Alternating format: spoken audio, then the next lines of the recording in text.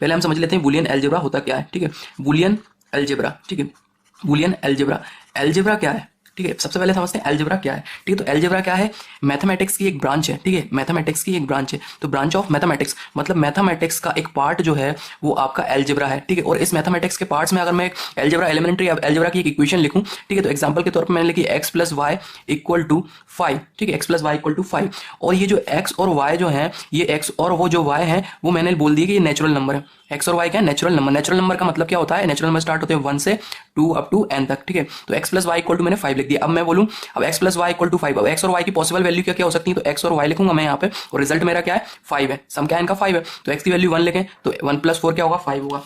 इसी प्रकार x की वैल्यू 2 लिखें, 2 प्लस 3 क्या होगा 5 होगा। इसी प्रकार 3 लिखें, 3 प्लस 2 क्या होगा 5 होगा। इसी प्रकार 4 लिखें तो 4 प्लस 1 क्या होगा 5 होगा। ठीक है, 4 प्लस 1 क्या होगा 5 होगा। तो यहाँ पे अगर आप देखें एक एलिमेंट्री अलजेब्रा का जो मैंने क्वेश्चन लिखा उसमें पॉसिबल वैल्यू कितनी आई यहाँ पे, क्योंकि यहाँ पे 5 था तो कितनी वैल्यू आई 4 वैल्यू। ठीक है, इसी प्रकार यहाँ पे भी कितनी वैल्यू आई 4 वैल्यू। ठीक है, एक सम मैंने किया, ठीक है, तो उसमें कितनी वैल्यू आई 4 वैल्यू। मतलब एलिमेंट्री अलजेब्रा जब मैंने यहाँ पे एक अलजेब्रा का एक इक्वेशन लिखी तो मेरी जो पॉसिबल वैल्यू क्या आई 4 वैल्यू। ठीक है, अब हो सकता था यहाँ पे अगर मैं ये नहीं लिखता एक्स और वाई नेचुरल नंबर है तो यहाँ पे वैल्यू क्या हो सकती थी, अगर ये इंटीजर लिख देता तो इनफाइनाइट वैल्यू भी हो सकती थी। ठीक है, तो यहाँ पे जो वेरिएबल की वैल्यूज हैं वो फिक्स्ड नहीं है, मतलब n हो सकती है। ठीक है, n पॉसिबल वैल्यूज हो सकती हैं अलजेब्रा में, वेरिएबल्स की क्या हो सकती है, n पॉसिबल वैल्यू हो सकती है अलजेब्रा में। बट बूलियन अलजेब्रा क्या है, ठीक है, अब बूलियन अलजेब्रा क्या है, यहाँ पे तो हमने देख लिया कि अलजेब्रा में जो पॉसिबल वैल्यू हो सकती है वो n पॉसिबल वैल्यू हो सकती है। अब अगर यही चीज अगर बूलियन अलजेब्रा में लिखी होती, ठीक है, तो वो कुछ इस प्रकार लिखी होती x, ठीक है, ये प्लस वाई इक्वल टू 1 या फिर बाइनरी का 0। ठीक है, तो यहाँ पे जो वैल्यू x की है, ठीक है, अगर यहाँ पे 1 होगा तो यहाँ पे 0, ठीक है, y की जगह 1 होगा,